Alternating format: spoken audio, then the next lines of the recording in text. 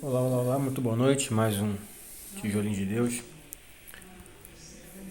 O dia do Senhor. 2 Pedro 3. Amados, esta é agora. A segunda carta que lhes escrevo. Em ambas quero despertar com estas lembranças a sua mente sincera para que vocês se lembrem das palavras da profecia do passado pelos santos profetas e do mandamento de nosso Senhor e Salvador que os apóstolos de vocês lhe ensinaram. Antes de tudo, saibam que nos últimos dias surgirão escarnecedores zombando e seguindo suas próprias paixões. Eles dirão: o que houve com a promessa da sua vinda? Desde o antepassado morreram, tudo continua como desde o princípio da criação. Mas eles deliberadamente se esquecem de que há muito tempo, pela palavra de Deus, existiam céus e a terra. E esta está formada da água e pela água. E pela água o mundo daquele tempo foi submerso e destruído. Pela mesma palavra, os céus e a terra que agora existem estão reservados para o fogo, guardados para o dia do juízo e para a destruição dos ímpios. Não se esqueçam disto, amados. Para o Senhor, um dia é como 1000 anos, e 1000 anos como um dia. O Senhor não demora em cumprir a sua promessa, como julgam alguns. Pelo contrário, Ele é paciente com vocês, não querendo que ninguém pereça, mas que todos cheguem ao arrependimento. O dia do Senhor, porém, virá como ladrão. Os céus desaparecerão como um grande estrondo. Os elementos serão desfeitos pelo calor. E a terra e tudo o que nela há será desnudada. Visto que tudo será assim desfeito, que tipo de pessoas é necessário que vocês sejam? Vivam de maneira santa e piedosa, esperando o dia de Deus e apressando a sua vinda.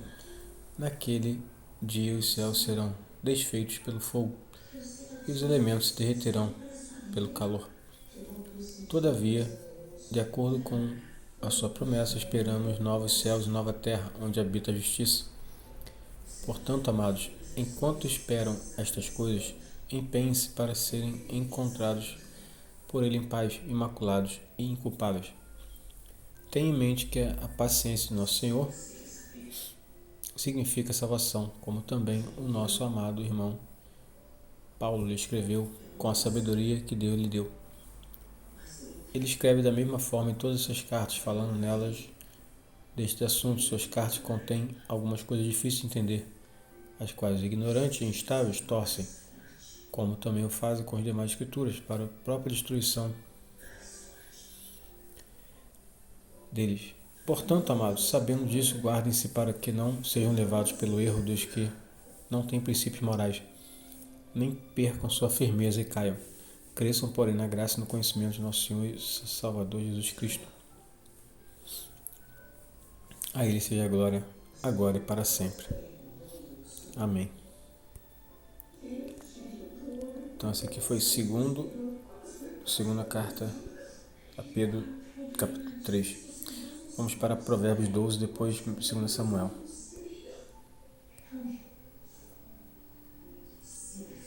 Provérbios, cadê você? Aqui, PV. Todo o que ama a disciplina ama o conhecimento, mas aquele que odeia a repreensão é tolo. O bom obtém o favor do Senhor, mas o homem que planeja maldades, o Senhor condena. Ninguém consegue se firmar mediante a impiedade, e não se pode desarraigar o justo. A mulher exemplar é a coroa de seu marido, mas a de comportamento vergonhoso é como câncer em seus olhos. Os planos dos justos são retos, mas o conselho dos ímpios é enganoso. As palavras dos ímpios são emboscadas mortais, mas quando os justos falam, há livramento. Os ímpios são derrubados e desaparecem, mas a casa do justo permanece firme. O homem é louvado segundo sua sabedoria, mas os que têm coração perverso é desprezado. Melhor é não ser ninguém e, ainda assim, ter quem o sirva, do que fingir ser alguém e não ter comida. Meu amigo, olha isso. O justo cuida bem dos seus rebanhos, mas até os atos mais bondosos dos ímpios são cruéis. Provérbio 12, 10. Não, Provérbio 12, 9. Quem trabalha a sua terra terá fartura de alimento, mas quem vai atrás de fantasias não tem juízo. Os ímpios cobiçam o despojo tomado pelos maus, mas a raiz do justo floresce. O mal se enreda no pecado do falar, mas o justo não cai nessas dificuldades. Do fruto de sua boca o homem se beneficia, e o trabalho de suas mãos será recompensado. O caminho do insensato parece justo, mas o sábio ouve os conselhos. O insensato revela de imediato seu aborrecimento, mas o homem prudente ignora o insulto. A testemunha fiel dá testemunho honesto, mas a testemunha falsa conta mentiras. Há palavras que ferem como espada, mas a língua dos sábios traz a cura. Os lábios que dizem a verdade permanecem para sempre, mas a língua mentirosa dura apenas um instante. O engano está no coração dos que maquinam o mal, mas a alegria está entre os que promovem a paz. Nenhum mal atingirá o justo, mas os ímpios estão cobertos de problemas. O Senhor odeia os lábios mentirosos, mas se deleita com os que falam a verdade. O homem prudente não alardeia o seu conhecimento, mas o coração dos tolos derrama insensatez. As mãos diligentes governarão, mas os preguiçosos acabarão escravos. O coração ansioso deprime o homem, mas uma palavra bondosa o anima. O homem honesto é cauteloso em suas amizades, mas o caminho dos ímpios leva a perder-se. O preguiçoso não aproveita a sua caça, mas o diligente dá valor aos seus bens. No caminho da justiça está a vida. Essa é a vereda que preserva da morte. Bem, terminamos aqui Provérbios, vamos para 2 Samuel 12. Provérbios é um livro incrível. 2 Samuel 12. Natã repreende Davi. E o Senhor enviou a Davi o profeta Natã. Ao chegar, ele disse a Davi: 2 homens viviam numa cidade. Um era rico e o outro era pobre. O rico possuía muitas ovelhas e bois, mas o pobre nada tinha, senão uma cordeirinha que havia comprado. Ele a criou e ela cresceu com ele e com seus filhos. Ela comia junto dele e bebia do seu copo e até dormia em seus braços. Era como uma filha para ele. Certo dia um viajante chegou à casa do rico e este não quis pegar uma de suas próprias ovelhas ou dos seus bois para preparar-lhe uma refeição. Em vez disso, preparou para o visitante a cordeira que pertencia ao pobre. Então Davi encheu-se de ira contra o homem. Juro pelo nome do Senhor que o homem que fez isso merece a morte. Deverá pagar 4 vezes o preço da cordeira, portanto, por quanto agiu sem misericórdia. Então Natã disse a Davi: Você é esse homem. Assim diz o Senhor, o Deus de Israel. Eu o ungi rei de Israel e livrei-o das mãos de Saul. Dei-lhe casa e as mulheres do Senhor. Dei-lhe a nação de Israel e Judá. E se tudo isso não fosse suficiente, eu lhe teria dado mais ainda. Por que você desprezou a palavra do Senhor, fazendo o que ele reprova? Você matou Urias, o Hitita, com a espada dos amonitas e ficou com a mulher dele. Por isso a espada nunca se afastará de sua família, pois você me desprezou e tomou a mulher de Urias, o Hitita, para ser sua mulher. Assim diz o Senhor: de sua própria família trarei desgraça sobre você. Tomarei suas mulheres diante dos teus próprios olhos e as darei a outro, e ele se deitará com elas em plena luz do dia. Você fez isso às escondidas, mas eu farei diante de todo Israel em plena luz do dia. Então Davi disse a Natã: Pequei contra o Senhor. E Natã respondeu: O Senhor perdoou o seu pecado. Você não morrerá. Entretanto, uma vez que você insultou o Senhor, o menino morrerá. Depois que Natã foi para casa, o Senhor fez adoecer o filho que a mulher de Urias dera a Davi.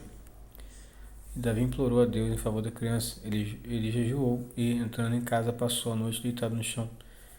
Os oficiais do palácio tentaram fazê-lo levantar-se do chão, mas ele não quis e recusou comer. 7 dias depois, a criança morreu. Os conselheiros de Davi estavam com medo de dizer-lhe que a criança estava morta. E comentaram: enquanto a criança ainda estava viva, falavam com ele.